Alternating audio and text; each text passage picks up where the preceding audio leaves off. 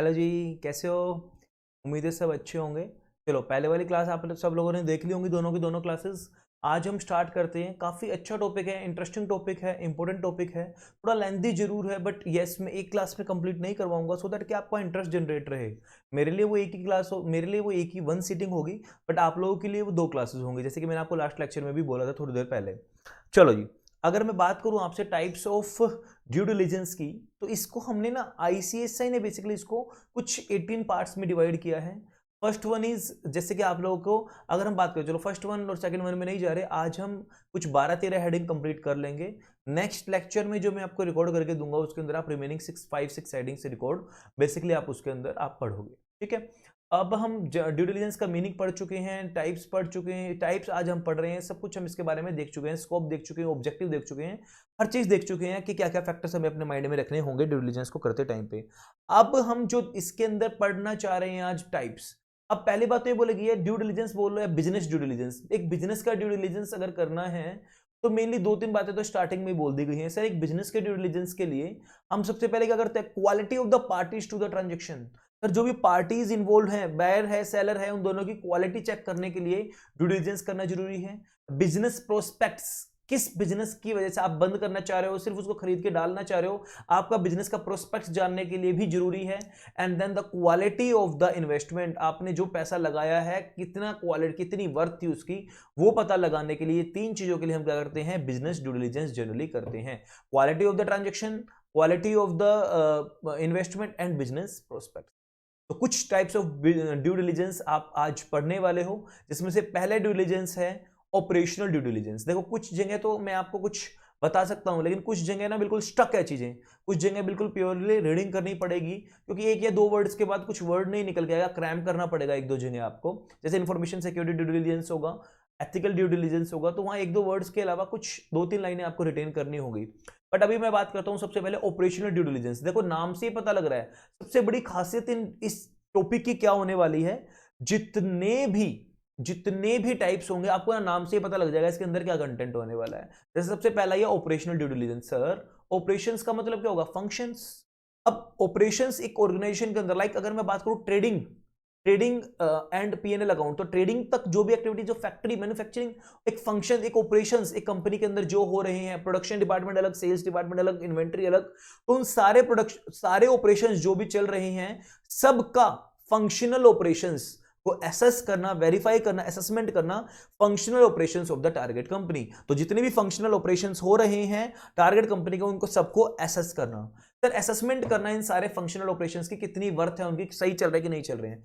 फिर असेसमेंट करना किसकी, एक डिपार्टमेंट, अभी तक तो कर दिया इंडिविजुअल डिपार्टमेंट, फंक्शनल डिपार्टमेंट्स की, कि हर एक डिपार्टमेंट के फंक्शनल ऑपरेशंस को चेक कर लिया।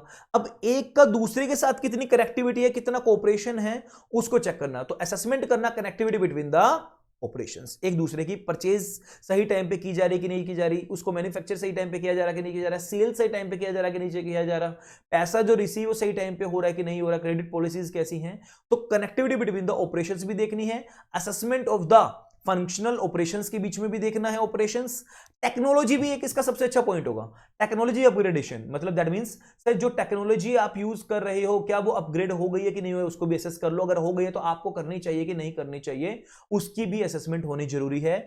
और अगर आपने ऑपरेशनल एफिशिएंसी ले आए, किसी भी तरीके से आप ऑपरेशनल एफिशिएंसी ले आए अपने काम करने के तरीके में, कम पैसे में ज्यादा आपने मैन्युफैक्चरिंग स्टार्ट कर दिया, कम लेबर में आपने अच्छा काम करना स्टार्ट कर दिया, तो उससे कितना फाइनेंशियल इंपैक्ट आएगा वो भी मेजर करना, एसेस करना जरूरी है, तो दैट मोटिवेशन मिले। और भी आपका एक एग्जांपल है टॉय इंडस्ट्री में, तो 4-5 पॉइंट बोला गया है ऑपरेशनल ड्यू डिलिजेंस का।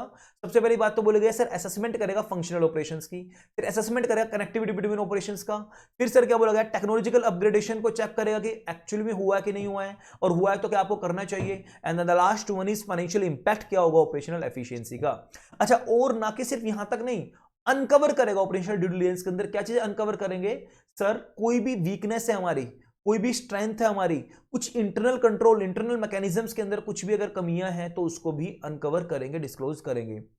अगर हम बात करें ऑपरेशनल ड्यू डिलिजेंस की, तो बहुत सारे ऑपरेशनल मैट्रिक्स इसके अंदर होते हैं। देखो एक ऑपरेशनल मैट्रिक ऑर्गेनाइजेशन के अंदर ऑपरेशंस क्या क्या हो सकते हैं, कैसी आपको फैसिलिटीज देनी है अपनी ऑर्गेनाइजेशन की लेबर्स को, एम्प्लॉइज को, फैसिलिटीज, कैब, रात को 10 बजे के बाद कैब, खाना वहां मिलेगा नहीं मिलेगा, एसी प्रॉपर, वेंटिलेशन प्रॉपर है कि नहीं है सर। उसके बाद अगर फॉर एग्जांपल फैक्ट्रीज एक्ट किसी ने पढ़ा हो, कुछ 500 लेबर्स वहां पे काम करते हैं वर्कर्स, तो आपको कैंटीन फैसिलिटीज देनी है। कुछ 250 लेडीज अगर काम करे, विमेंस काम करे, क्रैचेस फैसिलिटीज आपको देनी पड़ेगी, नहीं देनी पड़ेगी?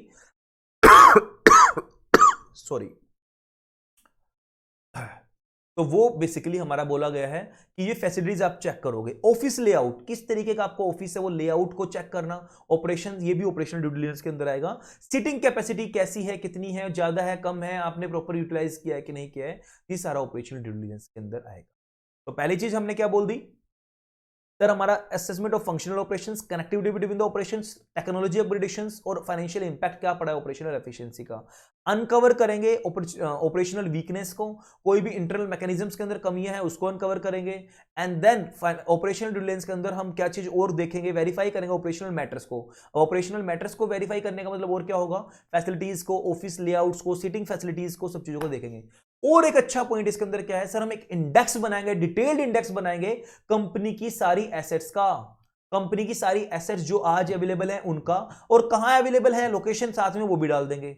As of the assets, sir कितने साल उनकी डेप्रिसिएशन होने के बाद कितनी एज रह गई है बुक्स ऑफ अकाउंट्स में, प्लस कोई भी अगर एसेट्स, ये नहीं जो हमने खरीदी थी, लीज एग्रीमेंट कोई किया था, कोई भी हम यूज कर रहे हैं लीज पे लेके कोई मशीनरी, उसका भी कितने दिन हमारे बेसिकली रहते हैं, तो उसके बारे में भी हम क्या करेंगे, इसमें बात करेंगे। ठीक है, अब और क्या चीज बोली गई है सर, सर ये नहीं, कोई भी हमारा एग्रीमेंट हुआ था, मॉर्गेजेस एग्रीमेंट हुआ था, शेड्यूल सेल करने कोई भी कैपिटल इक्विपमेंट को, परचेज करना है कैपिटल इक्विपमेंट को, इसका शेड्यूल बना के रखा है, तो उसको भी वेरीफाई कर लेंगे। तो इस तरीके की अगर कोई भी आपने मॉर्गेज डीड बनाई है उसको भी वेरीफाई करेंगे।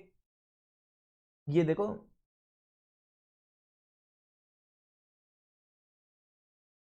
सारी चीज आगे, लास्ट 3 इयर्स की कैपिटल इक्विपमेंट्स के शेड्यूल्स को चेक कर लेंगे, रियल एस्टेट डीड्स को, मॉर्गेजेस, टाइटल पॉलिसीज वगैरह परमिटेड जो भी है, इन सब को वेरीफाई करना हमारा ऑपरेशनल ड्यू डिलिजेंस का ही पार्ट। उम्मीद है सबको अच्छे से समझ में आया है, पक्का पक्का। देन सर नेक्स्ट हेडिंग, जैसे कि नाम से भी आपको पता लग रहा होगा, strategic due diligence. Strategic due diligence, इसका मतलब सर नाम से इटसेल्फ अपने आप में ही अपनी वैल्यू क्रिएट कर रहा है। स्ट्रेटेजीज, क्या मैं बोल सकता हूं टॉप मैनेजमेंट का काम है, स्ट्रेटेजिक लेवल का काम है। तो आपने अगर कोई भी स्ट्रेटेजिक डिसीजन लेना है, लाइक मर्जर, टेक ओवर, उसके पीछे क्या रैशनल रहे हैं, क्या स्ट्रेटेजिक रीजन रहे हैं, वो डिसीजन लेने के पीछे वो चीज को पता लगाना, it's a part of due diligence.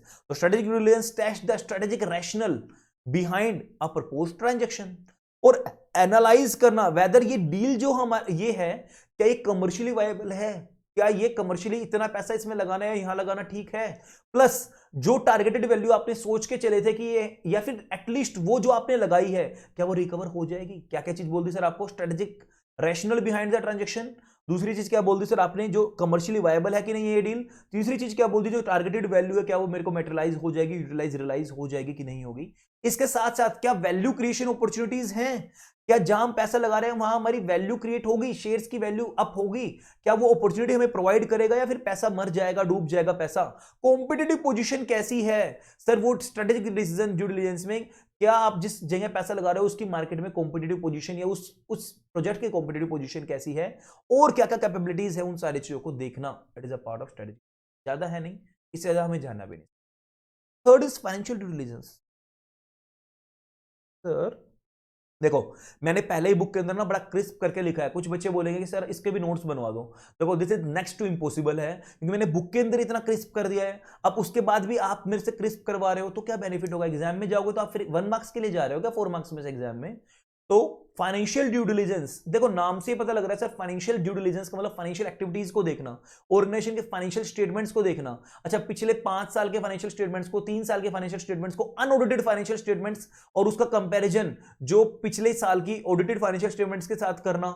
अच्छा, उसके बाद अगर हम इसमें बात करें फाइनेंशियल स्टेटमेंट्स की, लास्ट 3 इयर्स की देखना, टैक्स इंप्लीकेशन और डील स्ट्रक्चर चेक करना कि कितना टैक्स लगेगा इस पे। तो बेसिकली इन सारी चीजों को चेक करना ही हमारा क्या है। अच्छा, जो भी इंफॉर्मेशन कंपनी हमें प्रोवाइड कर रही है इंफॉर्मेशन मेमोरेंडम के अंदर, तो जो आपने उसमें दर्शाई गई इंफॉर्मेशन है, शो कार्ड, बेसिकली शो केस्ड बोला गया, शो केस जो आपने इसमें इंफॉर्मेशन डाली है, क्या वो एक्यूरेट है कि नहीं है, ये भी हमारा ड्यू डिलिजेंस का एक सबसे बड़ा मेजर काम है। और एक क्या चीज बोली गई, डीप अंडरस्टैंडिंग होनी चाहिए किसी भी इस ड्यू डिलिजेंस के अंदर। बोला गया है सर हमें डीप अंडरस्टैंडिंग होनी चाहिए, किस चीज की डीप अंडरस्टैंडिंग होनी चाहिए, deep understanding of all the company's financials including but not restricted audited financial statement of last 3 years, recent unaudited financial statement with comparable statements of last year, comparable statement last year की भी देख लो, review of accounting policies, review of internal audit procedures, quality and sustainability of earning and cash flows कैसी है हमारी, condition and value of assets कैसी है हमारी, liabilities potential liabilities कोई है, टैक्स, ये बहुत अच्छा पॉइंट है, इसको ना हर जगह डाल देना, कभी आपको दिखे फाइनेंशियल से रिलेटेड में तो आप इसको भूलना ही मत, मतलब आत्महत्या करने जैसे। Tax implications of deal structure, sir अगर हम स्लम सेल कर रहे हैं तो उस पर क्या कैपिटल गेन लगेगा कि नहीं लगेगा, क्या एक बार में वैल्यू की इंडिविजुअल एसेट्स की वैल्यू ली जाएगी, क्या उसमें कैपिटल इंडेक्सेशन बेनिफिट मिलेगा कि नहीं मिलेगा, तो सारा का सारा एक ओवरव्यू। आपने कभी सीआर के पेपर के अंदर वैल्यूएशन पढ़ोगे तो आपको ये वाली बात समझ में आएगी मेरी जो मैं बता, एग्जामिनेशन ऑफ इंफॉर्मेशन सिस्टम उसको भी चेक करेंगे, क्या इंफॉर्मेशन जो फाइनेंशियल इंफॉर्मेशन है वो रिलायबल है कि नहीं है, तो इंफॉर्मेशन सिस्टम को चेक कर लो, इंटरनल कंट्रोल सिस्टम्स को चेक कर लो। अच्छा, और चीज क्या बोली गई है सर इसमें, ना कि सिर्फ ये, बल्कि जो कंपनी ने प्रोजेक्टेड बैलेंस शीट बनाते हैं ना, जो फ्यूचर में मैं इतनी एक्सपेक्ट कर रहा हूं मेरी इतनी चली जाएगी, तो उसको भी देखना, उसको भी रिव्यू करना, किस चीज को, projections and bases of such projections. Company के कोई प्रोजेक्शंस है सर फ्यूचर में इतना हो जाएगा, कोई बेसिक ऑफ प्रोजेक्शंस है, कोई कैपिटल इन्वेस्टमेंट करनी है, क्या आपने पैसा सही लगाया कि नहीं लगाया, उन सारी चीजों को देखना भी एक फाइनेंशियल ड्यू डिलिजेंस का पार्ट है। इससे क्या होगा, बेसिकली पीस ऑफ माइंड होगा दोनों के लिए, भाई कॉर्पोरेट बायर है उसके लिए भी होगा, किसी को आगे अपना कंपनी चलानी है, कोई नॉर्मल फाइनेंशियल बायर है जिसको कंपनी के शेयर्स के अंदर लगाना, आईपीओ आने वाला है, तो उसके लिए भी पीस ऑफ माइंड होगा, शांति होगी कि सर हमारा पैसा सेफ है और जहां हमने पैसा लगाया वो बिल्कुल सही जगह लगाया है, और फाइनेंशियली टर्म्स में भी मैं पीस ऑफ माइंड है, कमर्शियल टर्म्स में भी पीस ऑफ माइंड है, ऑपरेशनल टर्म्स में भी पीस ऑफ माइंड है, स्ट्रेटेजिक टर्म्स में भी अभी हमने ऊपर पढ़ लिया, पीस ऑफ माइंड सबको देगा कि सर सब जगह से पैसा सही है। एक बहुत अच्छा पॉइंट जो यहां मेरे को देखने में मिला इसमें, बहुत अच्छा पॉइंट हाईलाइट कर लेने इसको, सर जो फाइनेंशियल ड्यू डिलिजेंस होता है ना, उसके एक नेक्स्ट स्टेप होता है tax due diligence. Financial due diligence की एक एक्सटेंडेड फॉर्म होता है, एक्सटेंडेड वर्जन होता है टैक्स ड्यू डिलिजेंस, लाइक कितनी इसके ऊपर स्टैंप ड्यूटी जाएगी, क्या क्या जाएगा, क्या क्या नहीं जाएगा, तो वो सारी चीजें फाइनेंशियल ड्यू डिलिजेंस के बाद ही, उसके बाद पता लगाएंगे कि एक्चुअली में हमें प्रॉफिट होगा या लॉस होगा, तो उन सारी चीजों को हम क्या करेंगे, चेक करना, it's a part of tax due diligence. तो अगर क्या पता एग्जामिनर एग्जाम में क्वेश्चन पूछ ले what is tax due diligence, तो घबराना मत, ये वाला आपको लिख के आना है, कभी पूरा का पूरा लिखा हुआ आप। Financial due diligence can further extended to tax due diligence which covers the diligence on various taxes the company is required to pay।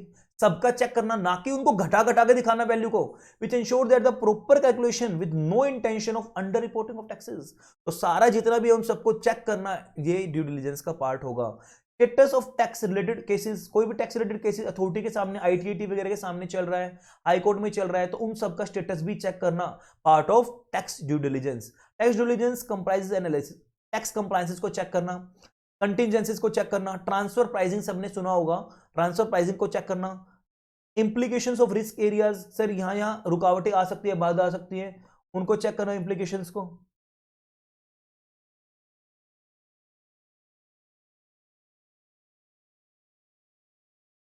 Tax planning opportunities, इन सारी चीजों का ध्यान रखना। एक मोटा मोटी तौर पे फाइनेंशियल ड्यू डिलिजेंस की बात की जाए, सर फाइनेंशियल ड्यू डिलिजेंस हमें बताता है कि हमें फाइनेंशियल जो भी इंफॉर्मेशन दी गई है इंफॉर्मेशन मेमोरेंडम के अंदर, उनको चेक करना है कि वो सही है कि नहीं है, डीप अंडरस्टैंडिंग करनी है कंपनी के ऑडिटेड पिछले 3 साल की बैलेंस शीट की, अनऑडिटेड बैलेंस शीट्स को और कंपेयर करके लास्ट ईयर की स्टेटमेंट के साथ चेक करना है, अकाउंटिंग पॉलिसीज को, ऑडिटिंग पॉलिसीज को, इन चीजों को चेक करना है, टैक्स इंप्लीकेशन कितना है, पोटेंशियल लायबिलिटीज कितनी है, एसेट्स कितनी है, उनकी वैल्यू कितनी है, इन सारी चीजों का थोड़ा सा ध्यान रखना है। और क्या बोला गया सर, फाइनेंशियल ड्यू डिलिजेंस के अंदर अनकवर करना है, बेसिकली फाइनेंशियल मैटर्स को अनकवर करना है। और क्या बोला गया था due diligence, financial due diligence के अंदर जो भी कंपनी की प्रोजेक्शंस हैं, कंपनी की प्रोजेक्शंस हैं और किस बेस पे प्रोजेक्शन लगाई गई है, उन सबको अनकवर करना, उन सबको एसेस करना है। ये पीस ऑफ माइंड प्रोवाइड करेगा कॉर्पोरेट भी और अदर बायर्स को भी, in terms of finance, in terms of commercial, in terms of operational, in terms of strategic, हर तरीके से पीस ऑफ माइंड लेके आएगा। और टैक्स ड्यू डिलिजेंस इसकी एक्सटेंडेड फॉर्म है। उसके अंदर बेसिकली हम ये चेक करते हैं कि कितना टैक्स हो गया, वो उसको कैलकुलेट करेंगे, उसमें कोई भी कम लेस रिपोर्टिंग नहीं करेंगे। टैक्स ड्यू डिलिजेंस में कवर होगा कोई भी टैक्स से रिलेटेड केसेस अगर किसी अथॉरिटी के सामने चल रहे हैं, उसको भी हम चेक करेंगे कि सर वो केसेस का स्टेटस कितना है, और उसके साथ साथ tax planning, opportunities, compliance, transfer pricing, contingencies, identification of risk areas वगैरह को भी चेक करते चलेंगे। सर 3 हो चुके हैं हमारे ऑपरेशनल ड्यू डिलिजेंस, दूसरा हो चुका है सर हमारा स्ट्रेटेजिक ड्यू डिलिजेंस, तीसरा हो चुका है सर हमारा फाइनेंशियल ड्यू डिलिजेंस। उम्मीद है सबको समझ में आ रहा होगा। सर थोड़ा फास्ट हो रहा है, बिल्कुल सर फास्ट होगा।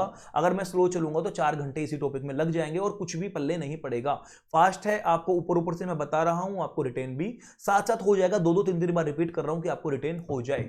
नेक्स्ट टॉपिक अगर हम पढ़ें टेक्निकल ड्यू डिलिजेंस, मुझे बहुत प्यारा लगता है ये वाला टेक्निकल ड्यू डिलिजेंस। सर इसका मतलब क्या होगा? टेक्निकल ड्यू डिलिजेंस का मतलब क्या होगा? टेक्निकल ड्यू डिलिजेंस को हमने 2 पार्ट में डिवाइड कर दिया, इंटेलेक्चुअल प्रॉपर्टी ड्यू डिलिजेंस और टेक्नोलॉजी ड्यू डिलिजेंस। एग्जामिनर आपको बहुत पागल बनाएगा। Difference between technical due diligence versus technology due diligence, examination में क्वेश्चन मिल जाएगा। Difference between operational due diligence और बिजनेस ड्यू डिलिजेंस, एग्जाम में क्वेश्चन मिल जाएगा। Difference between strategic due diligence और ऑपरेशनल ड्यू डिलिजेंस, एग्जाम में क्वेश्चन मिल जाएगा। But ये वाला ज्यादा आपको कंफ्यूज करेगा, टेक्निकल ड्यू डिलिजेंस और टेक्नोलॉजी ड्यू डिलिजेंस। मैंने पहले बोला इसके 2 पार्ट में डिवाइड किया गया है इसको आईसीएसआई ने, इंटेलेक्चुअल प्रॉपर्टी ड्यू डिलिजेंस और टेक्नोलॉजी ड्यू डिलिजेंस। अब डिफरेंस क्वेश्चन एग्जाम में ये आ जाएगा, टेक्निकल ड्यू डिलिजेंस और टेक्नोलॉजी ड्यू डिलिजेंस। देखो सबको पता है नाम से IP, intellectual property due diligence का मतलब क्या होगा? Intellectual property is a corporal assets, mind की थिंकिंग है, और it is a intangible assets. तो बोला गया है कि कंपनी अपनी आईपी से मतलब इंटेलेक्चुअल प्रॉपर्टीज को मोनेटाइज करती है अपने बिजनेस में, इससे भी बहुत सारा पैसा कमाती है। यही एक ऐसी चीज है जो आपके गुड्स को, आपकी सर्विसेज को, मैं अपना बता रहा हूं लर्नर्स गाइड्स की गुड्स और लर्नर्स गाइड्स की सर्विसेज, मैं अगर पिछले कुछ 2-3 महीने को तो छोड़ दूं, जो बहुत टफ टाइम चल रहा था लाइफ में मेरे, मतलब 3-4 महीने को, उसको अगर मैं हटा दूं, अगर उस टाइम पीरियड को मैं हटा दूं, तो क्या मैं बेस्ट सर्विसेज प्रोवाइड नहीं कर रहा था?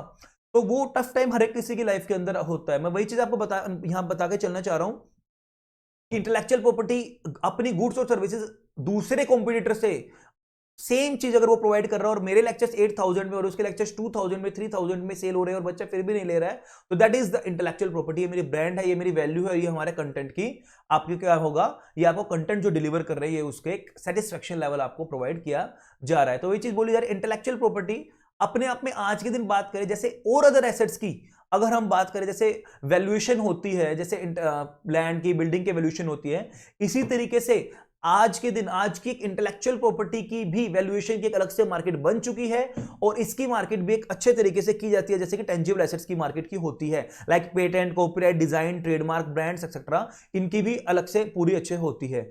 और बेसिकली इसको भी मार्केट में जनरली बेचा और खरीदा जाता है, लाइक टेंजिबल एसेट्स जनरली आज इजीली मार्केट में खरीदा और बेचा जाने लगा है। बहुत सारी बड़ी बड़ी कंपनीज आज भी इंडिया में ऐसी हैं जो इसकी तरफ अपने पोर्टफोलियो मैनेजमेंट के अंदर इसको ध्यान नहीं दे रही है और इसमें पैसा इन्वेस्ट नहीं कर रही हैं, अपनी ब्रांड, कॉपीराइट, पेटेंट, ट्रेडमार्क में पैसा इन्वेस्ट नहीं कर रही हैं। आज भी कंपनीज पोर्टफोलियो मैनेजर्स को इसके ऊपर हावी नहीं होने दिया जा रहा है, तो गलती है उनकी, फ्यूचर में दिक्कत आएगी। ऑब्जेक्टिव अच्छा लगता है वाला, ऑब्जेक्टिव इसका मेरे को बहुत अच्छा लगता है। क्यों हम IP intellectual property due diligence करते हैं? 2 वजह। टू असर्टेन करना नेचर और स्कोप, सर क्या नेचर है, कितना स्कोप है इंटेलेक्चुअल प्रॉपर्टी का, आपका जो राइट है इंटेलेक्चुअल प्रॉपर्टी के ऊपर वो किस नेचर का और किस लेवल तक उसका स्कोप है का टारगेट कंपनी का इंटेलेक्चुअल प्रॉपर्टी राइट के ऊपर, तो इसको मेजर करना जरूरी है। दूसरी क्या वजह है? टू इवेल्युएट द वैलिडिटी, किसकी validity? Of the same. Sir कितने दिन तक आपका वैलिड है? अभी पेटेंट है 20 साल का था, वो कितने साल का भी रह गया है, ट्रेडमार्क है, कॉपीराइट है, वो कितने दिन तक के लिए आपके पास वैलिड है, और क्या एंश्योर कोई इंफ्रिंजमेंट क्लेम तो नहीं है, क्या आपके ऊपर कोई ऑब्जेक्शन तो नहीं, आपने किसी और का यूज किया, आपने किसी को तो नहीं कर रखा है। और साथ साथ में चेक करेंगे कि आपने तो किसी अगेंस्ट या किसी ने आपके अगेंस्ट तो इंफ्रिंजमेंट क्लेम नहीं कर रखा है, तो सारा अगर कर रखा है तो उसका क्या स्टेटस है, उन सारी चीजों को चेक किया जाएगा। फ्यू ऑफ द आइटम्स, देखो वही चीज बोलेगी, शेड्यूल ऑफ पेटेंट एप्लीकेशन क्या है, कॉपीराइट इनकी एप्लीकेशन का शेड्यूल क्या है, पेंडिंग पेटेंट क्लियरेंस डॉक्यूमेंट है, कोई भी पेंडिंग क्लेम है जो बाय या अगेंस्ट आपने किया, आपके अगेंस्ट किया गया वॉल्यूशन ऑफ इंटेलेक्चुअल प्रॉपर्टी, अगर आपने इंटेलेक्चुअल प्रॉपर्टी का वॉल्यूशन किया, इंफ्रिंजमेंट क्लेम वगैरह कोई हुआ तो नहीं है, तो उसको भी पूरा साथ साथ चेक किया।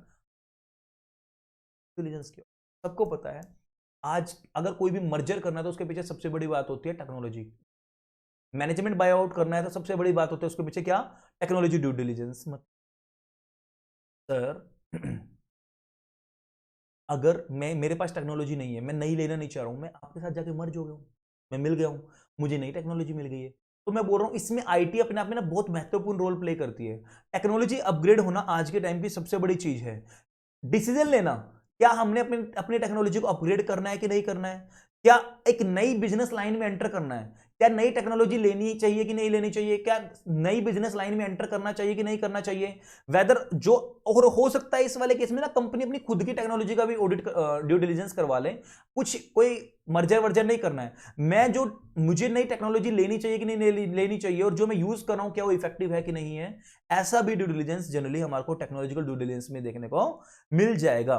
तो करंट लेवल ऑफ टेक्नोलॉजी क्या है आपका, करंट कंपनी एग्जिस्टिंग टेक्नोलॉजी क्या है, लेवल क्या है उसका, फर्दर इन्वेस्टमेंट और कितनी करनी चाहिए, इन सारी चीजों को माइंड में रखते हुए टेक्नोलॉजी ड्यू डिलीजेंस ने अपना जन्म लिया। इसको पढ़ लेना, सेम है, देखो current level of technology, decision making process वगैरह सब कुछ, ठीक है। तो हुआ हमारा टेक्निकल ड्यू डिलीजेंस जिसमें टेक्नोलॉजी ड्यू डिलीजेंस भी हुआ और इंटेलेक्चुअल प्रॉपर्टी ड्यू डिलीजेंस भी हमारा हुआ।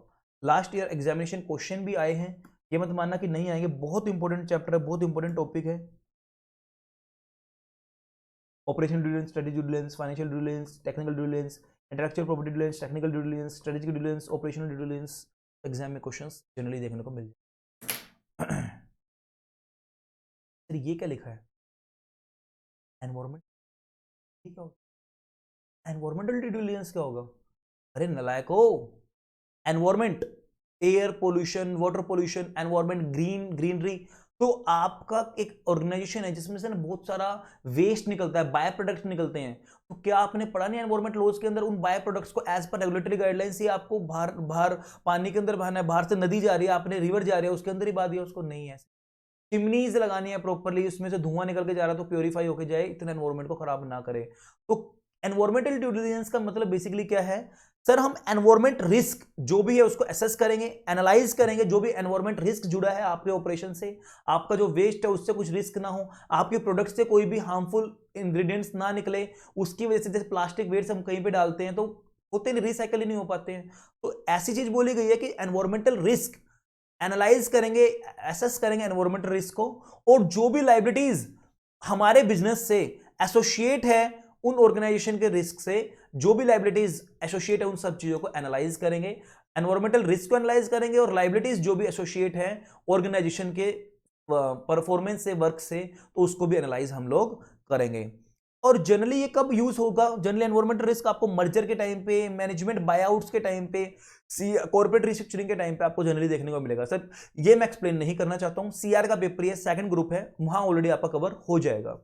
एनवायरमेंटल ड्यू डिलिजेंस जनरली क्या करता है, provides the acquirer with a detailed assessment of the historic, sir past में क्या था, करंट में क्या है, और पोटेंशियल फ्यूचर क्या आपका एनवायरमेंट रिस्क है, उन सबको बताना टारगेट कंपनी की साइट पे, बट टारगेट कंपनी की साइट पर उसके ऑपरेशन के अंदर करंट में क्या रिस्क है, फ्यूचर में क्या रिस्क है, और हिस्टोरिकली पास्ट में क्या रिस्क था टारगेट कंपनी की साइट पे और उसके ऑपरेशंस के अंदर, उन सब चीजों को बताना हमारा क्या होगा, एनवायरमेंटल ड्यू डिलिजेंस। अभी बड़ा इंटरेस्टिंग सा टॉपिक आने वाला है, इसी के अंदर ही हम क्या चीज चेक करते हैं एनवायरमेंटल ड्यू डिलिजेंस के अंदर, टारगेट कंपनी की साइट का एनवायरमेंटल हिस्ट्री चेक करेंगे।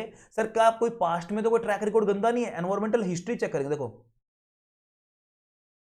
रिव्यू द एनवायरमेंटल, ये काट दो setting and history, environmental history कर लो बस, environmental history of the site, easy हो जाएगा रेटिंग करना। एनवायरमेंटल हिस्ट्री को चेक करेंगे, असेसमेंट करेंगे साइट की, कि साइट की कंडीशंस कैसी है, कहीं पोल्यूशन गंदगी तो नहीं फैली पड़ी है, ऑपरेशंस को भी चेक करेंगे, मैनेजमेंट ऑफ द साइट्स को भी चेक करेंगे, ऑपरेशंस मैनेजमेंट को किस तरीके की मैनेजमेंट है, आपने प्लान तो बना के दे दिया लेकिन उसके ऊपर क्या नहीं करा, एग्जीक्यूट नहीं किया जा रहा उसको, कंफर्म करेंगे सर जो भी लीगल कंप्लायंसेस हैं, पोल्यूशन चेक्स हैं, रेगुलेटरी अथॉरिटी का आपने सब कुछ फॉलो कर लिया है। और क्या बोला गया है, मैनेजमेंट के लिए बहुत जरूरी है इन सारी चीजों का ध्यान रखना, list of environmental permits, sir जितने भी परमिट और लाइसेंसेस लेने हैं क्या आपने वो ले रखे हैं, लिस्ट बना लो क्या आपने वो ले रखे हैं, एंड वैलिडिटीज ऑफ द सेम, ले तो रखे हैं लेकिन वो खत्म हो गई, तो list of environmental permits and license और इनकी वैलिडिटी को भी चेक किया जाएगा। ऑल कोरेस्पोंडेंस जो भी आपके पास आया है, जो भी नोटिस आया है, जो भी लेटर आया है, कुछ भी आया है ईपीए से, सर ये ईपीए का मतलब क्या होता है, ईपीए का मतलब क्या होगा जी, ईपीए का मतलब होगा, लिख लो फिर बाद में आप भूल जाओगे, एनवायरमेंटल लिख लो, environmental protection agency, environmental protection agency, environmental protection agency.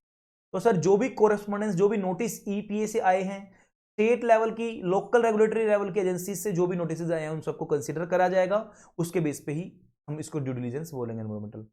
और whether the companies disposal methods of various bio products, के बीच में स्पेस नहीं होगा, जो भी बायो प्रोडक्ट्स मैंने आपको बता चुका हूं, जो भी निकल के आएंगे डिस्पोज ऑफ होगा, क्या वो एज पर रेगुलेटरी गाइडलाइंस को सिंक्रोनाइज उनके अकॉर्डिंगली आप कर रहे हो कि नहीं कर रहे हो। लास्ट, कोई भी कंटिंजेंट अगर एकदम से आपके सामने आ जाए, जैसे भोपाल गैस ट्रेजेडी वगैरह, एकदम से कंटिंजेंसी आ गई एनवायरमेंट लाइबिलिटीज की, उसको आप कैसे करोगे, वेदर कोई ऐसी है तो नहीं कंटिंजेंट, या फिर कोई कंटिन्यूइंग तो नहीं है, आ चुकी है ऑलरेडी और वो भी चल रही है, आप उसका पैसे दिए जा रहे हो, पेनल्टीज फाइन दिए जा रहे हो, इंडेमनिफिकेशन किए जा रहे हो ऑब्लिगेशन की, क्या कोई ऐसा कुछ तो नहीं चला हुआ है।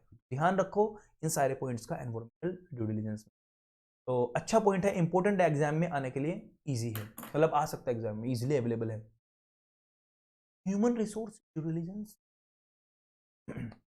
इसका हर बच्चे को पता होगा, बिल्कुल हर बच्चे को पता होगा सर।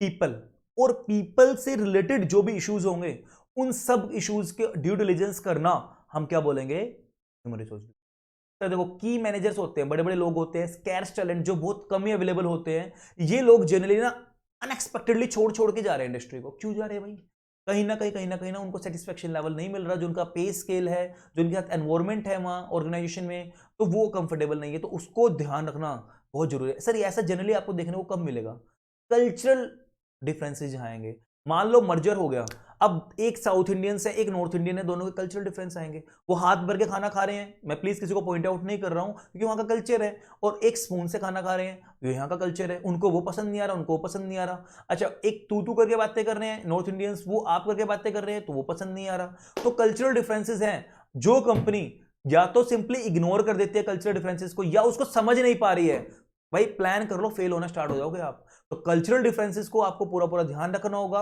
अच्छा, आपको सेटिस्फाई करना होगा अपने लेबर्स को, अपने एम्प्लॉइज को, अपने कस्टमर्स को, सबको सेटिस्फाई करना होगा। अच्छा, ऑपरेटिंग सिनर्जीज का बेनिफिट आपका खत्म हो जाएगा, डिस्टर्ब हो जाएगा सारा, जो भी आपके ऑपरेशंस के अंदर सिनर्जी बेनिफिट आएगा, मिलके इतने साल तक काम किया है, 10 साल आपको एक्सपीरियंस हो गया है, एकदम से आप छोड़ के जा रहे हो तो गलत है। एक ऑर्गेनाइजेशन के लिए की मानी जाती है कि एम्प्लॉइज ही एक ऑर्गेनाइजेशन को बनाते हैं और वही बिगाड़ते हैं, तो वही चीज बोला जा रहा है कि वो डिस्टर्ब हो जाएगी सारी की सारी ऑपरेशनल सिनर्जी, उसकी तरफ भी थोड़ा सा हमें ध्यान देना होगा, उसकी तरफ भी ध्यान देना होगा। कल्चरल डिफरेंसेस अगर आपने इग्नोर कर दिया तो आप फेल हो जाओगे। तो कल्चरल डिफरेंसेस और एम्प्लॉइज को सेटिस्फाई करना, सबसे पहले आपको किसी भी वेंचर को चलाना है तो इन चीजों को ध्यान रखना होगा। सर किन किन टर्म्स को आपको कंसीडर करना होगा, जनरली किन किन टर्म्स को कंसीडर करना होगा, एक second wait for a while.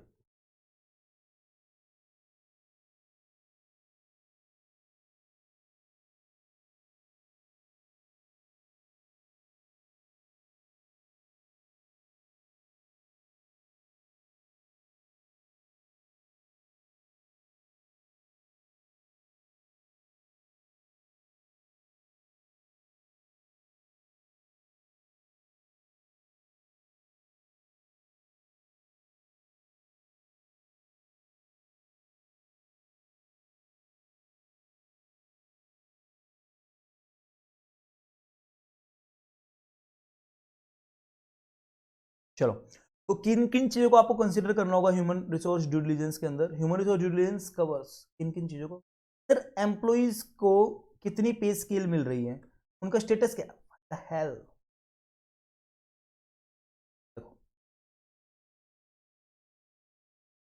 Human resource due diligence includes analysis of total employees, सारे के सारे एम्प्लॉइज को एनालाइज कर लो, करंट पोजीशन क्या है, वैकेंसी कितनी है, ड्यू फॉर रिटायरमेंट कितनी है, सर्विंग नोटिस पीरियड कितने क्या गया हुआ है कितनों के पास, करंट सैलरीज कितनी चल रही है, पढ़ते रहना देखो प्लीज, एचआर पॉलिसीज कितनी है, कोई एम्प्लॉयमेंट कॉन्ट्रैक्ट हो रखा है उसके अंदर, नॉन डिस्क्लोजर एग्रीमेंट, नॉन सोलिडेशन, आप किसी को भड़काओगे नहीं, आप नॉन कॉम्पिटिशन एग्रीमेंट नहीं करोगे, ये कैसे कैसी है, इन सब चीजों को देखना, लिस्ट देखना, ये चीजें पढ़ते रहना। लेबर डिस्प्यूट्स कोई चला तो नहीं हुआ है, ये चीज मतलब प्योरली मतलब क्राइम करने वाली है, कुछ 3-4 पॉइंट पढ़ लेना, सारा क्राइम करने की रिक्वायरमेंट आपको है नहीं, मैंने आपको बस बेसिक बता दिया इसका। कल्चरल और एम्प्लॉइज रिलेटेड इश्यूज को आपको अप फ्रंट रखना होगा किसी भी वेंचर को अगर आपको चलाना है।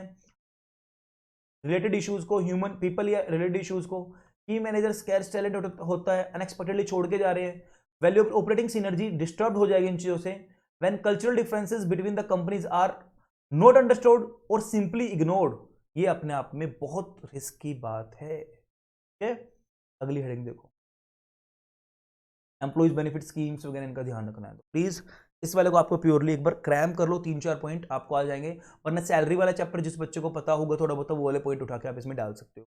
देखो नाम से पता लग रहा है अगली वाली हेडिंग क्या है, labour law due diligence. Sir काफी हद तक क्या मैं बोल दूं, ये वाला और ऊपर वाला सेम है। देखो ऊपर वाले में ना कि सिर्फ लेबर आएंगे, ऊपर वाले में बोला गया था कोई भी रैंक, एम्प्लॉइज भी, बड़े रैंक के लोग भी उसके अंदर आ सकते हैं। ये जनरली बोला गया है की मैनेजर्स, इंपॉर्टेंट बड़े बड़े लोगों से। और नीचे वाले के लिए बोला गया है कि सर लेबर लॉज,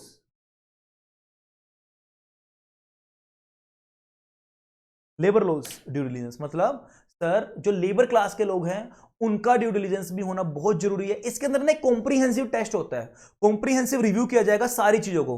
किस किस चीज को, सर जो भी गैप आपने, डेफिशिएंसीज आपने छोड़ी थी लॉ को कंप्लाई करने में, लेबर लॉज को, प्रोविडेंट फंड को, ग्रेच्युटी को, जो भी बोनस को, जो भी अपने वेजेस को, जो भी एक्ट को आपने फॉलो करने में कमी की थी, जिस एक्ट को आपने डेफिशिएंसी इंडेमनिटी गैप छोड़ा था, लेबर लॉ का ऑडिट होने से पहले, पढ़ा था ना एलजीएल के पेपर में, 20th चैप्टर था लेबर लॉ ऑडिट, वो लेबर लॉ ऑडिट होने से पहले जो भी गैप है, उम्मीद है उन सारे अथॉरिटी ने कोई भी लेबर लॉ ऑडिट का बोल दिया तो उस अथॉरिटी के लेबर लॉ ऑडिट से पहले आप उन सारी डेफिशिएंसीज को पता लगाओ और उनको क्या कर दो, रेमेडियल एक्शन इसके ऊपर ले लो, सो दैट कि मिनिमाइज हो जाए जो भी रिस्क है लेबर लॉ से रिलेटेड, वो सारा का सारा क्या हो जाए, वो गैप और वो डेफिशिएंसीज हमारी मिनिमाइज हो जाए, और वो सारे रिस्क, सारी लाइबिलिटीज जो भी एसोसिएट है वो सारी की सारी मिनिमाइज हमारी हो जाए। जनरली लेबर लॉ ऑडिट हमारा कब काम आता है, मर्जर एंड अमलगमेशन के टाइम पे, टेक ओवर के टाइम पे, आईपीओ के टाइम पे, मैनेजमेंट बायआउट के टाइम पे, सेम है जॉइंट वेंचर के टाइम पे, वाइंडिंग अप के टाइम पे जनरली आपको देखने को मिलेगा।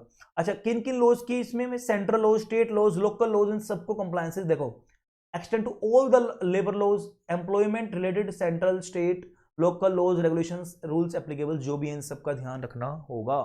तो सर हमारे 7 पॉइंट हमारे ड्यू डिलिजेंस के कंप्लीट हो चुके हैं। ये वाला देखो प्योरली मैं चाहता हूं कि आप लोग खुद पढ़ लो, 8th वाला कुछ क्रैम करना है इस वाले को, कुछ मतलब है नहीं, बस मैं आपको एक ओरली बता दूं इसमें थोड़ा सा। देखो किसी भी ऑर्गेनाइजेशन की इंफॉर्मेशन के ऊपर तभी हम रिलाय कर सकते हैं, तभी हम रिलाय कर सकते हैं जब उसका इंफॉर्मेशन सिस्टम स्ट्रांग होगा। सर इंफॉर्मेशन सिस्टम का नाम आते ना हमारे ना कान खड़े हो जाते हैं, हमें लगता है बस ये आईटी है, इंफॉर्मेशन टेक्नोलॉजी है और बस इलेक्ट्रॉनिक होगा, नहीं, कोई जरूरी नहीं है कि हर ऑर्गेनाइजेशन में इलेक्ट्रॉनिक वे में काम हो, कहीं कहीं फिजिकली वर्क भी होता है। तो जो भी इंफॉर्मेशन सिस्टम है नीचे से ऊपर आना या ऊपर से नीचे, या बेसिकली सेम लेवल में इंफॉर्मेशन रहना, तो क्या वो इंफॉर्मेशन सही आ रही है, वो इंफॉर्मेशन सही आ रही है कि नहीं आ रही, उसकी रिलायबिलिटी किस पे डिपेंड है, इंफॉर्मेशन सिस्टम पे।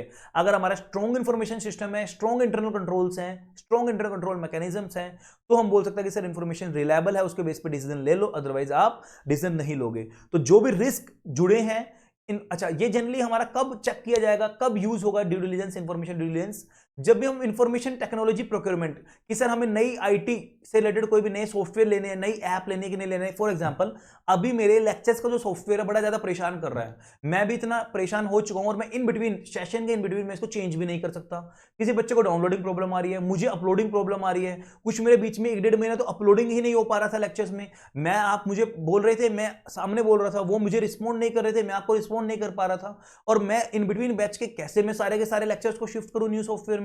तो वही चीज बोला जा रहा है कि जब मैं अपना इंफॉर्मेशन, जो मैं अपनी टेक्नोलॉजी को चाहूंगा कि अब मैं इसको नहीं लूं या इसी को कंटिन्यू करूं, उस टाइम पे सबसे ज्यादा जरूरी होगा information security due diligence. Sir जो भी मेरा डाटा है, क्या मैं अपनी आपको जो लेक्चर जिस सॉफ्टवेयर में प्रोवाइड करूं, क्या वो डाटा लीक तो नहीं हो जाएगा, कहीं उस वो मेरी बुक, वो लेक्चर्स, वो सारे लीक तो नहीं हो जाएंगे। उन सारी चीजों को माइंड में रख के, उन सारी चीजों को ही माइंड में रखते हुए हम आगे बढ़ेंगे इस वाले टॉपिक में, ठीक है। तो काफी हद तक मैंने आपको बता दिया। तो इन्फॉर्मेशन सिक्योरिटीज का ध्यान रखना है, मैंने वही चीज, इन्फॉर्मेशन सिक्योरिटी मेजर्स को, डाटा प्रोटेक्शन है, नेटवर्क सिस्टम डिजाइन, ये पढ़ते रहते। देखो प्योरली क्रैम करना है ये वाला, सेल्फ रीड, बट एग्जाम में आ गया तो आपके पास लिखने के लिए कंटेंट बहुत कम होगा। सेल्फ रीड कर लो, एग्जाम में आ गया तो थोड़ा सा क्रैम करना होगा, 3-4 पॉइंट आपको क्रैम करके लिख लेना। चलो लगे हेडिंग तो बड़ी इंटरेस्टिंग लग रही है, मैं बोलता हूं इसको दो 100 मार्क्स, वेरी वेरी इंपॉर्टेंट। इससे पहले एनवायरमेंटल ड्यू डिलिजेंस इंपॉर्टेंट था, ऑपरेशनल ड्यू डिलिजेंस इंपॉर्टेंट था, और थर्ड मैं बोलूंगा legal due diligence most important है। मुझे पर्सनली पता नहीं क्यों अंदर से इंट्यूशन हमेशा आती है कि ये वाला एग्जाम में आ सकता है, ये वाला एग्जाम में आने का पूरे पूरे प्रोबेबिलिटी है। नाम क्या है, legal due diligence. Sir legal due diligence देखो इसमें ना 3-4 पॉइंट्स में मैंने इसको डिवाइड किया है, 4 पॉइंट में मैंने डिवाइड किया है इसको। पहले जो भी लीगल इंप्लीकेशन है, जो भी लीगल एस्पेक्ट्स हैं हमारे डील स्ट्रक्चर में, एक बिजनेस ट्रांजैक्शन के अंदर, उन सारे पर्सपेक्टिव को देखना लीगल ड्यू डिलिजेंस होगा। पहली चीज क्या बोलते हैं, legal aspects of business transaction. जो भी मर्जर के अंदर, जो भी टेक ओवर के अंदर, जो भी बायबैक के अंदर, जो भी लीगल एस्पेक्ट्स होंगे उन सबको चेक करना, कंप्लाई हुए कि नहीं हुआ, that is called the legal due diligence. पहला पॉइंट तो ये हो गया। दूसरा point, liabilities of the target company. Sir target company कोई लाइबिलिटीज तो नहीं है जो छिपी पड़ी हो, उसके बारे में चेक करना, that is called the legal due diligence.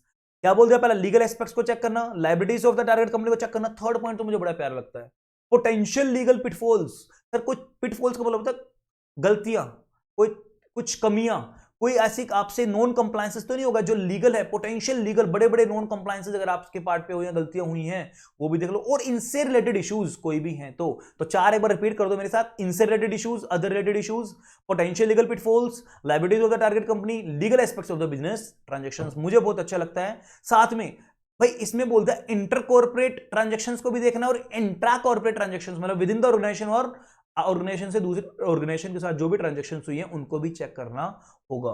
देखो मुझे ना पूरा लिटरली मुझे पूरा रिटेन है ये वाला, मुझे ये जो पीछे वाले जितने मैंने एक या दो बार पढ़ा मुझे रिटेन हो गए, आपको भी हो जाएंगे।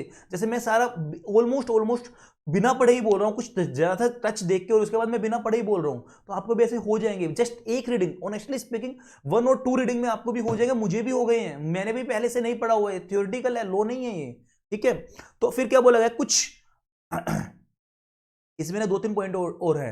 रेगुलेटरी चेकलिस्ट बनाई जाएगी, इसके अंदर किस तरीके से करेंगे हम इसको, लीगल ड्यू डिलिजेंस को करेंगे सर, प्रिपेयर करेंगे रेगुलेटरी चेकलिस्ट, इंडिपेंडेंट चेक करेंगे, किससे, independent check with the regulatory authorities के पास जाएंगे, मीटिंग करेंगे पर्सनल्स के साथ। सर पर्सनल्स जो कंपनीज के लोग हैं उनके साथ पर्सनली जाके मीटिंग करेंगे, चेकलिस्ट प्रिपेयर करेंगे, रेगुलेटरी अथॉरिटीज के पास इंडिपेंडेंटली जाएंगे। Apart from the following document, इनको छोड़ के ये कुछ नीचे डॉक्यूमेंट्स हैं हमें ये भी वेरीफाई करने होंगे, जैसे कॉपी ऑफ द एमओयू, इसको भी चेक करेंगे। और क्या कॉपी लेनी होगी हमें वेरीफाई करने के लिए, minutes of the board meeting of the last 3 years, minutes of all the share holder meeting, सारी मेंबर्स की मीटिंग की सारी, लेकिन बोर्ड मीटिंग की पिछले 3 साल की कॉपी एमओयू की लेंगे हम, लीगल डिलिजेंस तभी हमारा कंप्लीट होगा। और क्या लेंगे सर, जो शेयर सर्टिफिकेट अगर हमने केएमपी को कोई भी शेयर सर्टिफिकेट इशू किया गया था, अगर कोई भी शेयर सर्टिफिकेट किसको इशू किया गया था, केएमपीज को, देखो लिखा ना, copy of the share certificate issue to the KMP, जो भी गारंटी कंपनी ने दी थी उन सारी चीजों को, कोई भी मेटेरियल कॉन्ट्रैक्ट थे उनको, कोई भी लोन एग्रीमेंट थे, बैंक ने लोन दिया था, फाइनेंसिंग एग्रीमेंट थे उनको, पेंडिंग लिटिगेशंस है उनको, कंपटीशन लॉज हुआ है कि नहीं हुआ है, उन सारी चीजों को एक मेजर एक जाइंट है लीगल ड्यू डिलिजेंस, उसी के पार्ट है, कंपटीशन हुआ है, फैमा हुआ है कि नहीं हुआ है, इन सारी चीजों को चेक करना हमारा क्या है, लीगल ड्यू डिलिजेंस। सर इसको मैं दोबारा रिपीट जरूर करूंगा, मुझे इंपॉर्टेंट लगता है, एक बार ध्यान से सुन लो, 1 मिनट में पूरा का पूरा। लीगल ड्यू डिलिजेंस का मतलब क्या है सर, लीगल एस्पेक्ट्स को एसेस करना बिजनेस ट्रांजैक्शन के अंदर, liabilities of the target company को चेक करना, पोटेंशियल लीगल पिटफॉल्स है या अदर रिलेटेड इश्यूज हैं जो लीगल, इसके अंदर क्या चीज एसेस करेंगे, इंट्रा कॉर्पोरेट और इंटर कॉर्पोरेट ट्रांजैक्शंस को चेक किया जाएगा, और रेगुलेटरी चेकलिस्ट बनाई जाएगी, मीटिंग विद द पर्सनल किया जाएगा, independent check with the regulatory authorities, और इनके साथ साथ कुछ नीचे वाले डॉक्यूमेंट्स को भी ध्यान दिया जाएगा, कॉपी एमओयू की, पिछले 3 साल की बोर्ड मीटिंग की मिनट्स देखी जाएंगी, उनकी कॉपी, पिछले copy of the all the minutes of the meeting of the share holders meeting, और जो भी शेयर सर्टिफिकेट अगर इशू किया गया था केएमपी को उसकी कॉपी, कोई भी एग्रीमेंट हुआ था, गारंटी एग्रीमेंट अगर कंपनी का हुआ है तो वो, मेटेरियल कॉन्ट्रैक्ट हुआ है तो वो, लोन एग्रीमेंट हुआ है तो वो चेक करेंगे, कोई भी पेंडिंग लिटिगेशन है तो उसको चेक किया जाएगा। तो उम्मीद है सबको रिटेन हो गया होगा, थोड़ा फास्ट जरूर है, बट इसको मैं अगर मैं आराम से चलूंगा ना आप सो जाओगे, इतना थ्योरी है, मैंने 2 बार पढ़ा, मुझे रिटेन हो गया, आपको भी हो जाएगा और अभी हो जाएगा, मतलब बहुत इजीली एक बार 2 बार आप पढ़ोगे, जितना एग्जाम के नजदीक पढ़ोगे उतना ज्यादा बेनिफिट होगा लेक्चर, उसके बाद दोबारा देख लेना, किसी का व्यू कम हो जाए तो मुझे बोल देना सर एक व्यू बढ़ा दो, मैं बढ़ा दूंगा, थ्योरी है, जितना सुनोगे ना और जितना पास होगा एग्जाम के उतना बेनिफिट आप लोगों को होगा। सर ड्यू डिलिजेंस और कंपटीशन लॉ पढ़ लोगे, वाला कंपटीशन लॉ सब बच्चों ने पढ़ा एग्जीक्यूटिव में बहुत अच्छे से, तो वही चीज बोली है, जो भी कंपटीशन लॉज के एस्पेक्ट्स हैं, एक्चुअल ऑपरेशन जो चल रहा है ऑर्गेनाइजेशन में, देखो इसको हाईलाइट कर लो, एग्जामिन करेंगे किस चीज को, एक्चुअल ऑपरेशंस एंड प्रैक्टिसेस जो भी चल रही हैं of an enterprise to determine the extent of its compliance with the competition law, actually में क्या चल रहा है, जबरदस्ती का बनाया हुआ है, और कंपटीशन लॉज को जो प्रैक्टिसेस कंप्लायंसेस चल रहे हैं क्या आप एक्चुअली में उसको फॉलो कर रहे हो, कंपटीशन कंप्लायंस पॉलिसी बनाई है, ये प्रोग्राम बनाए हैं, ट्रेनिंग प्रोग्राम बनाए हैं, उनको फॉलो किया जा रहा है कि नहीं किया जा रहा है, एक्चुअली में उस चीज को चेक करना, that is called the compliance. तो मैं इसके ज्यादा प्राइमरी कंपोनेंट्स क्या क्या हैं इससे रिलेटेड कंपटीशन लोगे, एग्जामिन करेंगे सेलेक्टेड कंपनी डॉक्यूमेंट्स को,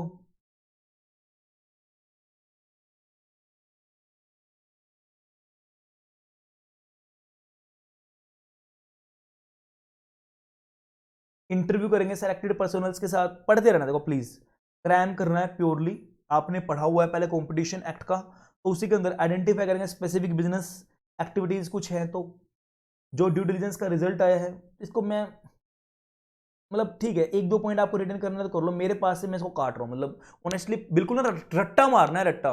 how to get result of the due diligence may result in variation of deal value suggest enterprise, मतलब प्योरली रट्टा मारना है इस वाले का, और जो ऊपर इंफॉर्मेशन सिक्योरिटी वाले का, तो पढ़ना एक दो पॉइंट याद हो जाए तो अच्छी बात है, और हो जाएंगे, इजी है वैसे तो, बट प्योरली क्रैम करना पड़ेगा, कोई लॉजिक नहीं है। ठीक है, आप एक या दो पॉइंट रिटेन करो, एक ये वाला कर लो, एक ये वाला कर लो, छोटा सा पॉइंट एक ये वाला कर लो,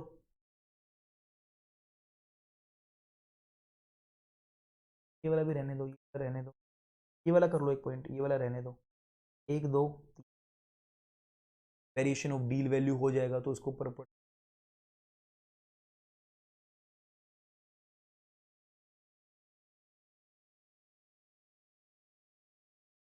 ड्यू डिलिजेंस ऑफ कंपटीशन लो, अरे सेक्शन 3 एग्रीमेंट्स आज एग्जिस्टिंग है, फ्यूचर प्रपोज्ड एग्रीमेंट, उनको सबका ध्यान रखना है। प्रोडक्शन के साथ सप्लाई में आपने डिस्ट्रीब्यूशन ऑफ गुड्स और सर्विसेज के टाइम पे कोई ऐसा एग्रीमेंट तो नहीं किया है, लाइक टाई अप सेल्स और बिड रिगिंग, ऐसा कुछ नॉन कम्पीट कोविनेंट्स कुछ ऐसा ना डाल दिए। सेक्शन 4 एब्यूज ऑफ डोमिनेंट, अच्छा वो तो था एग्जिस्टिंग और फ्यूचर वाला, ये सिर्फ एग्जिस्टिंग के लिए अब्यूज ऑफ डोमिनेंट, चेक करेंगे एब्यूज ऑफ डोमिनेंस पोजीशन तो नहीं है, चेक कर लेना, पढ़ लेना, कोई दिक्कत वाली बात नहीं है। अच्छा मार्केट सबको याद है ना, रेलेवेंट मार्केट का मतलब रेलेवेंट ज्योग्राफिक मार्केट और रेलेवेंट प्रोडक्ट मार्केट, जैसे सिमिलर प्रोडक्ट सेल होते हैं प्रोडक्ट मार्केट, जिस एरिया सिमिलर एरिया के अंदर जो एक सेम डिमांड आती है सब्स्टिट्यूट प्रोडक्ट्स की, तो उनको हम बोलते हैं ज्योग्राफिकल मार्केट। एग्जीक्यूटिव में पढ़ा था, ज्यादा डिटेल में मैं पढ़ा नहीं रहा हूँ। सेक्शन नंबर 5 एंड कॉम्बिनेशन, क्या कॉम्बिनेशन आपका प्रपोज्ड मर्जर जो होने वाला है उसका उसका कॉम्बिनेशन का नेचर क्या है, acquisition of share voting rights किसकी वजह से हुआ है, total value of the asset turnover कितनी है, हमने पढ़ा था ना वो कि इतने 1800 करोड़ से ऊपर चला गया तो इंडियन है फॉरेनर है, और दोनों एसेट्स की टोटल वैल्यू कितनी है, उन सारी चीजों का ध्यान रखना है।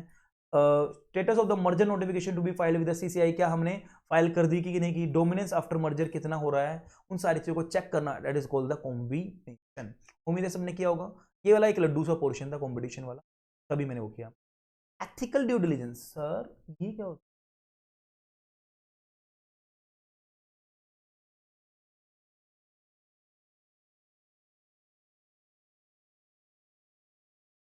है, ethical due diligence sir, ethical due diligence का मतलब ना प्योरली ये होगा,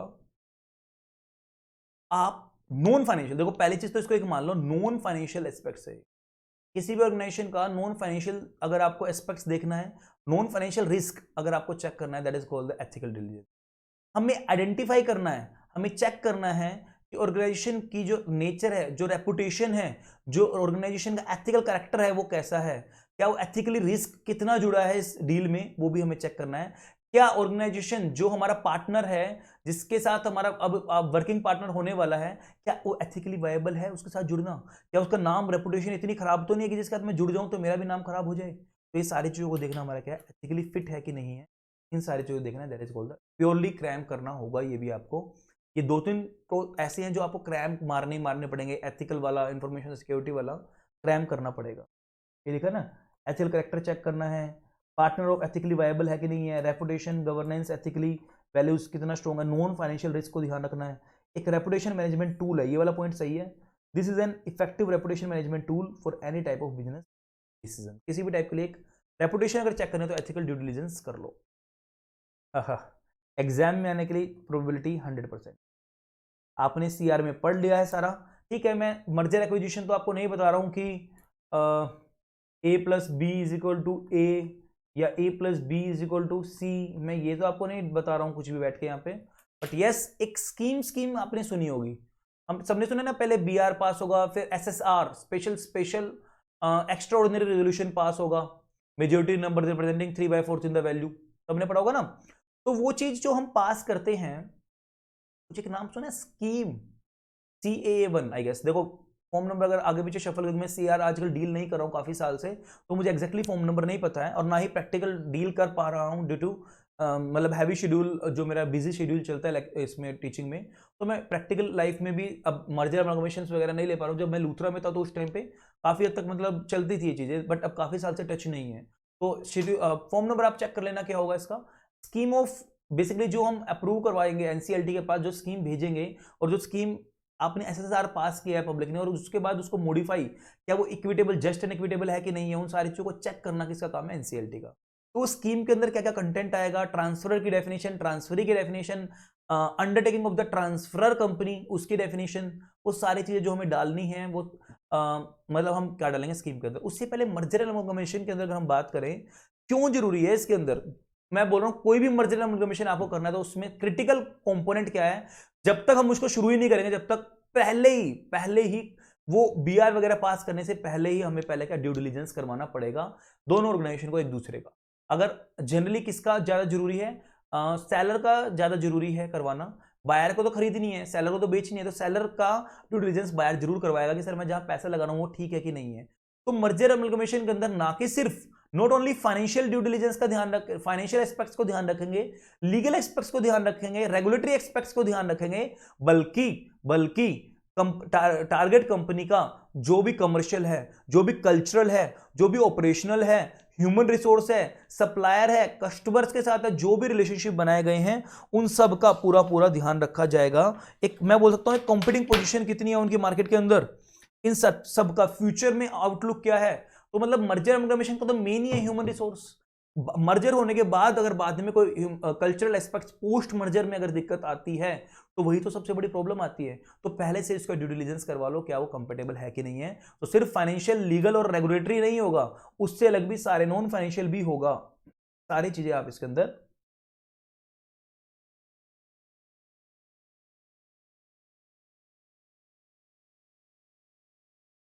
देखो पढ़ रहे हो ना। फाइनेंशियल, लीगल, रेगुलेटरी नहीं होगा सिर्फ, उसके अलावा भी होगा। Sale order of the company, क्या वो कंसेंट अमलगमेशन देने से पहले ही हम चेक करेंगे, और उसके बाद सारी चीज़ों को देख लो। But target company structure, operations, culture, human resource, competitive position, future outlook क्या है। Due diligence provide an assurance in taking decision, कोई भी डिसीजन लेना उसमें एश्योरेंस प्रोवाइड करता है। पोटेंशियल, अभी से पता लग जाएगा कि आपको डील आगे करनी है कि नहीं करनी ड्यू डिलिजेंस के बाद से ही। सर मेनली इसका फोकस क्या होता है, देखो ये थ्योरी है, आपको एक दो पॉइंट अगर याद हो जाए तो अच्छी बात है, वरना बहुत कंटेंट है इसके अंदर रिटेन करने को। इनसाइट और होलिस्टिक व्यू पता लगाना टारगेट कंपनी का, अंदर तक जाके प्योर एक्चुअली में वो है क्या, प्योरली उसके बारे में सच्चाई पता लगाना, that is called the due diligence of merger mission.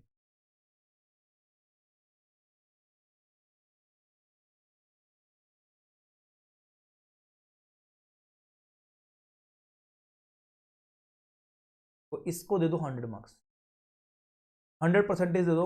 मेरे वाले अटेम्प्ट में भी आया था, जब मैंने अपना एग्जाम दिया था 2013-14 में, उस टाइम पे भी ये वाला क्वेश्चन आया था। मुझे उम्मीद है कि आपके में भी ड्यू डिलिजेंस के पेपर में टपक जाएगा, ये आ जाएगा मुझे लगता है पर्सनली।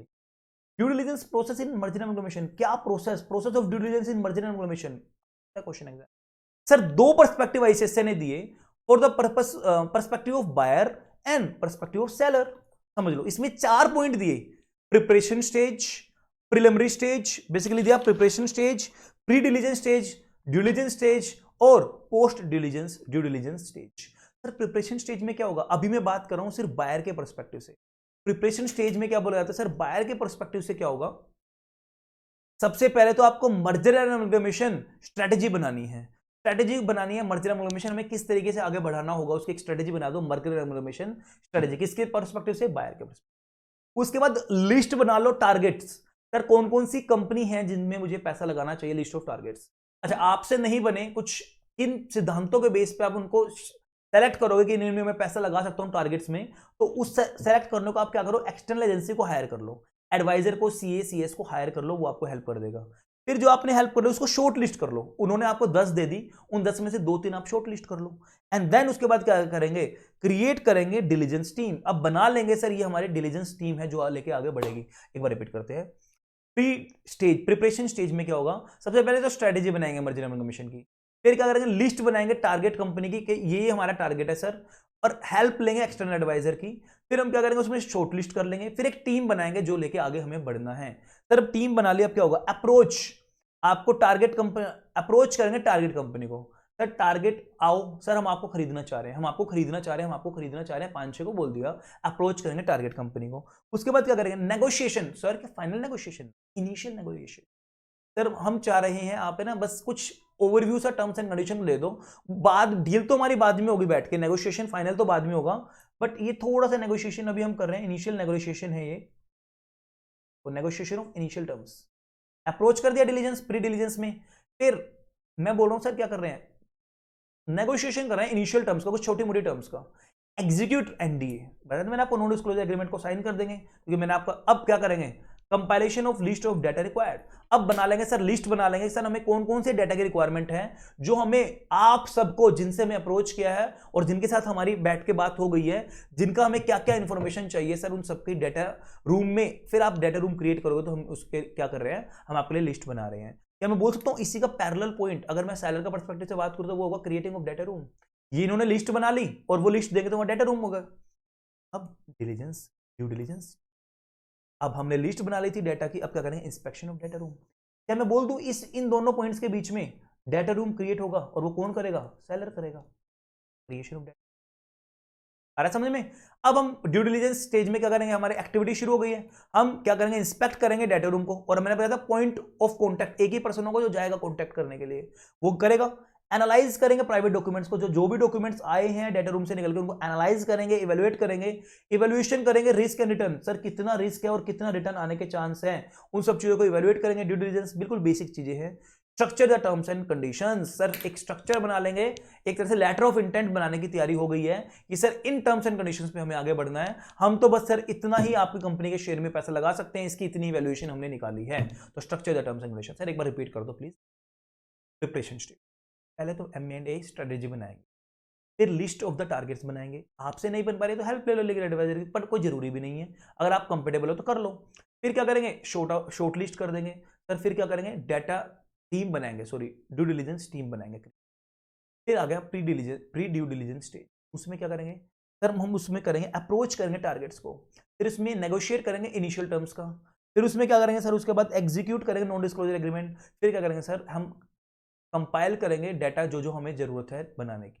फिर ड्यू डिलीजेंस स्टेज, इंस्पेक्शन करेंगे डाटा को, प्राइवेट डॉक्यूमेंट जो आपके पास आ गए उनको एनालाइज करेंगे, इवेलुएट करेंगे, देन इवेलुएट करेंगे कितना रिस्क और कितनी रिटर्न है, then final terms and conditions को स्ट्रक्चर बना लेंगे, सर ये हमारी फाइनल टर्म्स एंड कंडीशन है जिन पे हम आगे फर्दर फाइनल नेगोशिएट करने के लिए रेडी हैं।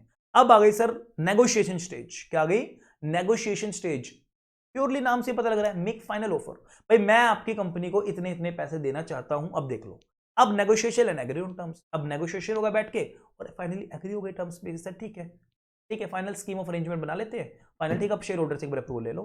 Post merger, post merger integration and cultural, अब पोस्ट मर्जर मतलब बाद में अब हम क्या करेंगे, जो हमारी टर्म्स एंड कंडीशंस हो गई है, पोस्ट मर्जर हम जुड़ जाएंगे, इंटीग्रेट कर लेंगे दोनों ऑर्गेनाइजेशन अपने आप को, और जो भी कल्चरल इश्यूज आ रहे हैं उनकी एडजस्टमेंट कर लेंगे बैठ के, कि सर दोनों कंपनीज में सीएस थे तो अब कौन से सीएस को रखना है, या दोनों को सेम लेवल पे रखना है, या एक को जूनियर एक को सीनियर रखना है, बैठ के डिस्कस कर लो कि लड़ाइयां ना हो, पहले से ही करनी चाहिए बोल दो ये चीज तो सारी की, बाद में cultural issues differences.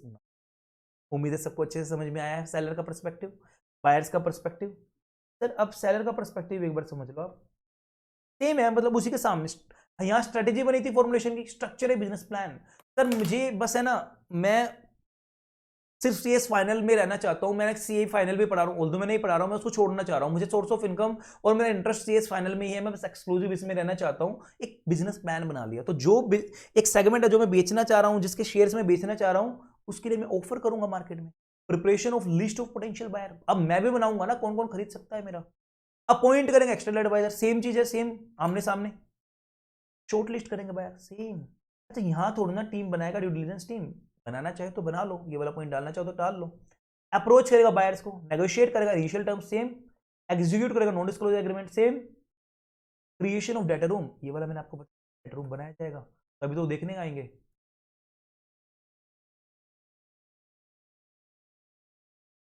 Assistance in data room, आप हेल्प करोगे डाटा रूम में इंस्पेक्ट करने में, सेटिंग डेडलाइंस फॉर ऑफर। अब सर इतना बस मैक्सिमम मैं इतना आपको ऑफर कर सकता हूं, इससे ज्यादा मैंने वो डेडलाइन सेट कर लो सर, इतने में मैं आपको बेच दूंगा, इतने में बेच दूंगा, इससे कम में मैं नहीं जाऊंगा, अपनी डेडलाइन बता दो। And final compile final offer, make final offer. अब जितने भी फाइनल ऑफर आए हैं मेरे पास कि सर इतने में मैं खरीदने के लिए रेडी हूं, इतने में मैं आपको खरीदने के लिए रेडी हूं, उन सबको कंपाइल कर लो, सबको अरेंज कर लो कि ये इस पे इतना मांग रहा है, इस पे इतना मांग रहा है, इतना मांग, सेलेक्ट कर लो बेस्ट ऑफर, नेगोशिएशन करो उसके साथ और बढ़ाने की कोशिश करो। Termination of the data room, जो आपने ऊपर बनाया था उसका कोई काम नहीं, उसको कर दो। ओनरशिप एक्सचेंज, अब आप कंपनी के मालिक, आपके शेयर्स, आपका पैसा हमारे शेयर होल्डर, या हमारे शेयर होल्डर्स को आपकी कंपनी के अंदर। समझ में आ गया पूरा पूरा अच्छे से, पक्का पक्का मैं बोल रहा हूँ, इसको 1000% मार्क्स देके चलना। एग्जाम में मेरे में भी आया था, उसके बाद भी समटाइम्स देखा गया है एग्जाम में आ सकता है। तो मैं एक बार एक स्कीम की बात कर रहा था,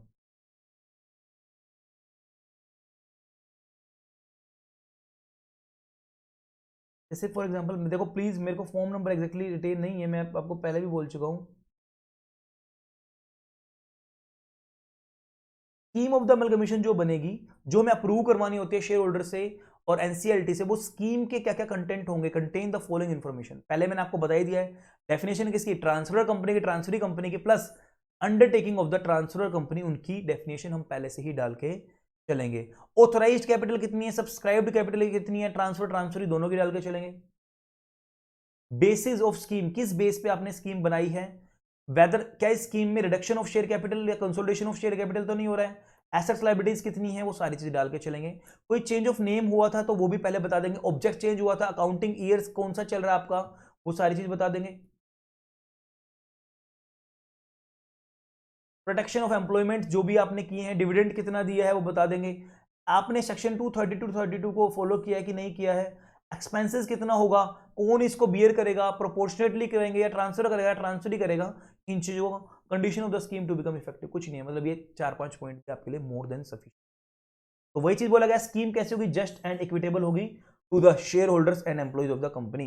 एक आपने सीआर में पढ़ा भी होगा, ऑल्दो एम्प्लॉइज के अगर नहीं भी है तो there is no locus standi, उनके पास कोई राइट नहीं है कि वो मीटिंग में आए और वो वोट दे, वो बस शेयर होल्डर्स के पास ही राइट है। There is no locus standi with the employees, मतलब उनके पास कोई भी सेम राइट नहीं है।